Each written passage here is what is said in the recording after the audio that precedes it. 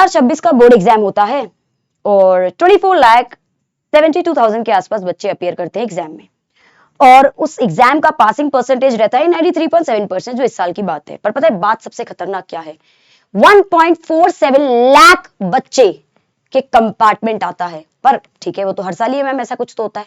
इस साल क्या अलग है? इस साल ये अलग है कि सबसे ज्यादा बच्चों के जो कंपार्टमेंट आया है वो मैथ्स में आया है, और मैथ्स ने कर दिया बंटा डार। और जो बच्चे पास भी हुए ना, जो ये जो 93.7, वो भी मैथ्स में सबसे कम नंबर आए हैं उनके, अधिकतर के मैथ्स ने बंटा डार करा है।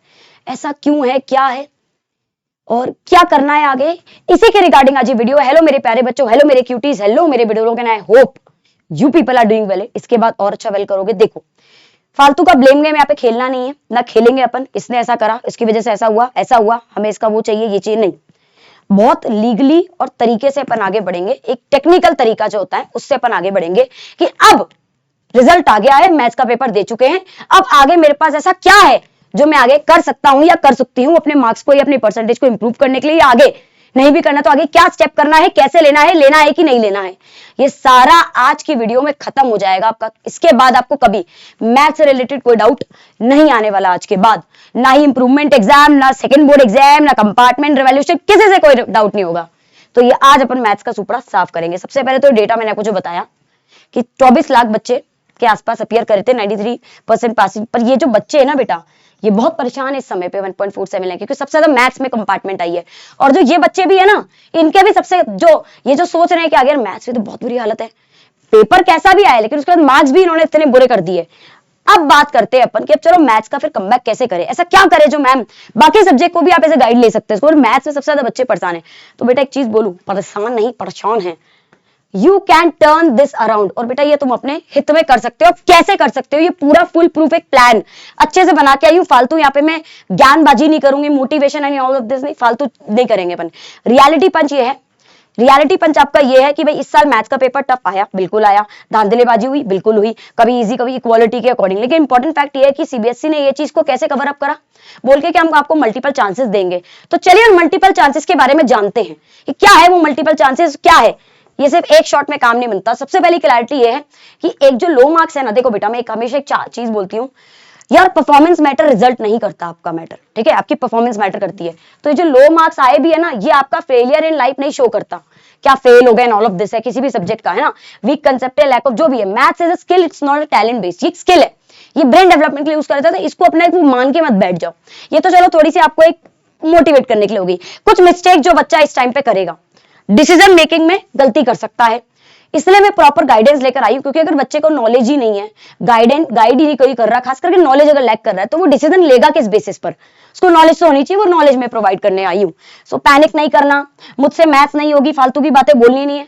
आपने ठान लिया तो आपसे कुछ भी हो सकता है, ठीक है भाई, नथिंग इज इम्पॉसिबल वाली चीज है, ठीक है। इग्नोर, अच्छा इंप्रूवमेंट अपॉर्चुनिटी, सीबीएसई की बच्चा भाई सोच रहा है क्या करूंगा, हालसी सोच रहा है क्या करूंगा, देखा, तो ये सब चीजें अभी बच्चा कर रहा है। लेकिन अब यहां से आपका मेन है काम, जो इस साल है ना, आपको मैथ्स का पेपर हो गया, बिगड़ गया, कंपार्टमेंट आ गई, नहीं आई, मार्क्स गंदे आए, आपको 3 चीजें बताऊंगी, और 3 चीजें कब किस बच्चे को करनी है वो भी बता दूंगी कि आप किस क्राइटेरिया में फॉल कर रहे हैं।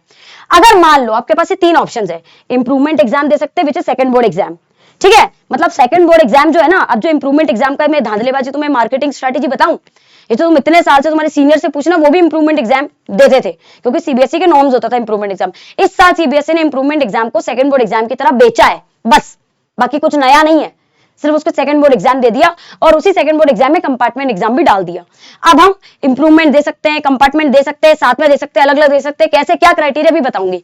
एक और क्राइटेरिया, एक और आपके लिए थर्ड मेथड है, मान लो मैथ्स में नंबर कम आ गया या जो भी है, आप ये वाली चीज भी कर सकते हैं, रिवैल्यूएशन रीचेकिंग। अब एक एक को अच्छे से समझते हैं। तो भैया जी सबसे बड़ी बिगेस्ट अपडेट इस साल की यही है आपके लिए कि आपको इस साल सेकंड अपॉर्चुनिटी मिली गई है मई के महीने में, जो भी 15 में से, जो अगर मैं बात करूं यहाँ पे आपकी, तो अगर आप देखेंगे तो ये 15 में से, ये देख रहे हैं आपको 15 में से आपके पेपर स्टार्ट हो जाएंगे। टेंटेटिव डेट शीट है, इसी को फाइनल कर भी सकते हैं या नई डेट शीट भी दे सकते हैं, पर मई के मिड से आपके पेपर स्टार्ट होने, क्या पता आगे शिफ्ट कर दे डेट या पहले भी कर सकते हैं, ये सीबीएसई के ऊपर डिपेंड है और ये बिल्कुल ये उन्होंने बोल रखा है, ठीक है भैया जी। Best course will be consider. अच्छा सबसे बड़ी बात ये है, आपका जो इंप्रूवमेंट एग्जाम का इस साल इन्होंने दिया है उसमें बेस्ट स्कोर अगर आपने दे भी दिया, आपके नंबर कम भी आ गए, तो जो पहले वाला था उसके मार्क्स ले लिए जाएंगे।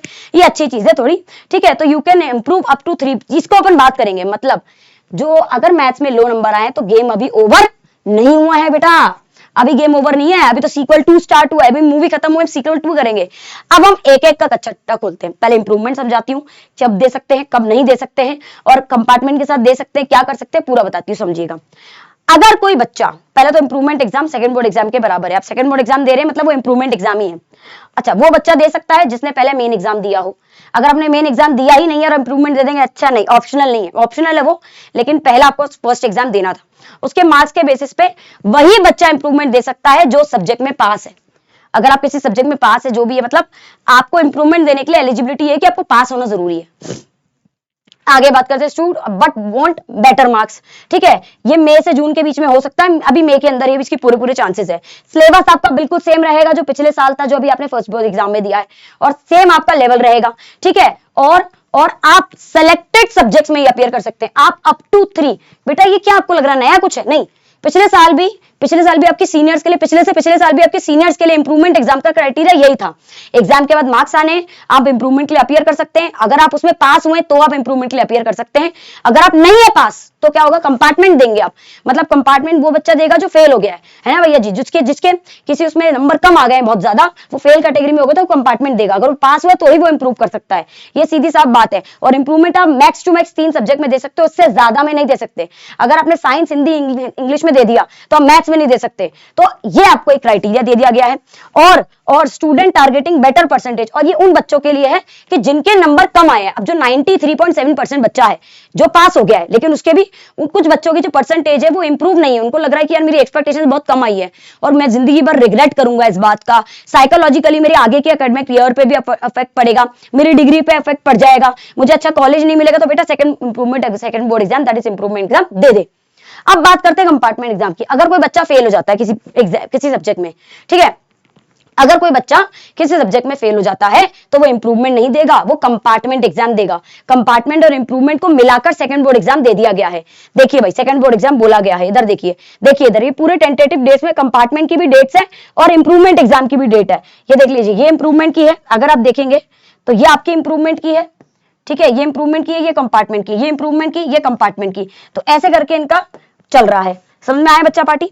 आगे बढ़ते हैं। तो कंपार्टमेंट एग्जाम अगर आप 2 सब्जेक्ट में, 1 से 2 सब्जेक्ट में, लास्ट टू लास्ट 2, अगर आप 2 सब्जेक्ट में फेल हो जाते हैं तो आप कंपार्टमेंट एग्जाम देकर, मतलब अगर कोई बच्चा 1.47 लाख की क्राइटेरिया में है, अगर कोई बच्चा 93.7% की क्राइटेरिया में, पासिंग क्राइटेरिया में, तो वो इंप्रूवमेंट एग्जाम देकर अपना परसेंटेज इंप्रूव करा सकता है। और अगर कोई 1.47 लाख में है तो सुनना, वो बच्चा क्या कर सकता है, वो बच्चा कंपार्टमेंट एग्जाम देने के लिए एलिजिबल होगा, वो कंपार्टमेंट ही दे सकता है, क्योंकि इंप्रूवमेंट के लिए आपको पास होना बहुत जरूरी है, ये ध्यान रखना। क्या वो बच्चा इंप्रूवमेंट दे सकता है? दे सकता है, लेकिन कंपार्टमेंट तो देना जरूरी ही है उस बच्चे के लिए। तो ध्यान रखना, अगर कोई बच्चा फेल हो रहा है तो उसको कंपार्टमेंट मेन है उसके लिए। कंपार्टमेंट देखो भाई, इंप्रूवमेंट हमारी चॉइस है, कंपार्टमेंट हमारी मजबूरी है, ध्यान रखिएगा। तो कंपार्टमेंट देना जरूरी है, ये ध्यान रखिएगा, ठीक है मेरे बच्चा पार्टी।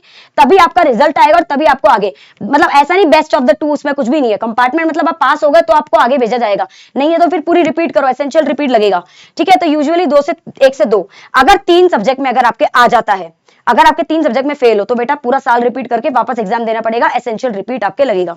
ये सिंपल क्राइटेरिया है। तो compartment is equals to second chance, not the end. ये आपको सेकंड चांस मिल रहा है। इंप्रूवमेंट आपके लिए ऑप्शनल है, लेना है तो ठीक है भाई, जो हमेशा चल रहा है, लेकिन कंपार्टमेंट को बहुत ज्यादा सीरियसली लेना है, इंप्रूवमेंट को भी लेना अगर आप चाहें तो, जो भी दो लो सीरियसली। अब आते हैं थर्ड क्राइटेरिया पे। अब कोई बच्चे को लग रहा है कि यार मैं पेपर देकर आया, मैंने सारे क्वेश्चंस करे, फिर भी मेरे नंबर उस सेटिस्फैक्टरी नहीं आए हैं, मतलब जो मैं डिजर्व कर रहा था ना उससे बहुत कम नंबर आए हैं, या जो भी उसको धांधलेबाजी लग रही है ना, और उसको लग रहा है मैं यार इंप्रूवमेंट देने लायक नहीं हूं, मैंने आगे जेई नीट की तैयारी कर दी है। एक बच्चे ने मुझसे पूछा था, जेई नीट की तैयारी कर दी, अब क्या करूं, मैं वहां का बेसिक छूट जाएगा, बैकलॉग हो जाएगा। तो उसको मैंने सबसे बेस्ट चीज बताई कि अगर तुझे लग रहा है साइकोलॉजिकली तू रिग्रेट करेगा पूरे साल, तो तू इंप्रूवमेंट दे दे। और अगर तुझे लग रहा है तू रिग्रेट नहीं करेगा तो सबसे बेस्ट ऑप्शन ये है, टाइम भी बचाना है और तुझे परसेंटेज, तुझे लग रहा है कि तेरे बस इस सब्जेक्ट में नंबर कम आए हैं, तो तू एक और ऑप्शन ले। एक काम कर मेरे बच्चे, रिवैल्यूएशन का फॉर्म भर दे। रिवैल्यूएशन के लिए आप भर सकते हो मेरे बच्चा पार्टी, रिवैल्यूएशन एंड रीचेकिंग का फॉर्म भर सकते हो मेरे बच्चा पार्टी आप लोग, कोई दिक्कत नहीं होगी आपको। इसका पूरा प्रोसेस अभी एक बार इंप्रूवमेंट एग्जाम हो जाए, कंपार्टमेंट हो जाए, उसके बाद इसके पूरे प्रोसेस के बारे में आपको एक बार और बताया जाएगा, क्योंकि इसका प्रोसेस तभी स्टार्ट होगा। अभी आप रिवैल्यूएशन के लिए भर नहीं सकते जब तक आपका सेकंड बोर्ड एग्जाम हो नहीं जाता, ये ध्यान रखिएगा, ठीक है। तो उसमें 3 स्टेप प्रोसेस होता है, आपको फोटोकॉपी आती है, वेरिफिकेशन होता है, रिवैल्यूएशन होता है, इसके 3 स्टेप होते हैं और हर स्टेप का पैसा भी होता है अलग अलग, पूरा आपको बता दूंगी मैं, ठीक है बच्चा पार्टी। आगे बढ़ते हैं। You can't directly jump to the revaluation, must follow steps in order. Yes, ऐसा नहीं कि आप डायरेक्टली इस पे पहुंच जाओगे, आपको सारे स्टेप्स फॉलो करने पड़ेंगे, फोटोकॉपी मंगाना पड़ेगा। अगर आपको फोटोकॉपी से भी बात नहीं हो रही तो आपको वेरिफिकेशन और मार्क्स कराने के लिए अलग से करना पड़ेगा। ऐसा नहीं कि मैं डायरेक्टली रिवैल्यूएशन करवा लूं। अगर आपको रिवैल्यूएशन कराना है तो 2 चीजें करा के इसका पैसा देना पड़ेगा, इस पे अपन अलग से बात करेंगे। तो ये 3 चॉइस मैंने आपको बता दी, अभी आपके ऊपर है, ये आपके ऊपर है। तो ये कुछ भी चीजें हैं, अगर और इसको डीप में समझे तो ये सीबीएसई द्वारा जारी करी हुई चीजें हैं कि हम सेकंड बोर्ड एग्जाम कैसे वर्क करता है, कि अगर फर्स्ट बोर्ड एग्जाम दे दिया मेन एग्जाम तो ही आप सेकंड बोर्ड एग्जाम दे सकते हैं, वरना आप नहीं दे सकते, क्योंकि उसी के बेसिस पे तो आप इंप्रूव करोगे ना। क्या क्राइटेरिया रख के इंप्रूव करोगे, कंपेयर करके किसको इंप्रूव करोगे? फर्स्ट बोर्ड एग्जाम को, वो दिया ही नहीं है तो सेकंड बोर्ड एग्जाम देना बिल्कुल आपका वो मस्ती के लिए दो, फिर भी आप एसेंशियल रिपीट कैटेगरी में हो। और second board exam is to improve your score के लिए होता है। किस किस सब्जेक्ट में, मैथ, साइंस, एसएसटी सब में दे सकते हो, but up to 3।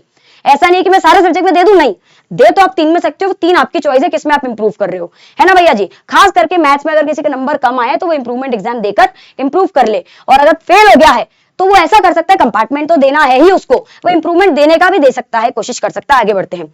Student who unfortunately fail in the maths or even on an additional subject have opportunity to appear in the, अब देखो ये चीज, अब देखो अगर कोई बच्चा पास है तो इंप्रूवमेंट दे दे, नंबर कम आए तो, और अगर बच्चा फेल हो गया तो वो कंपार्टमेंट देगा, देना ही पड़ेगा।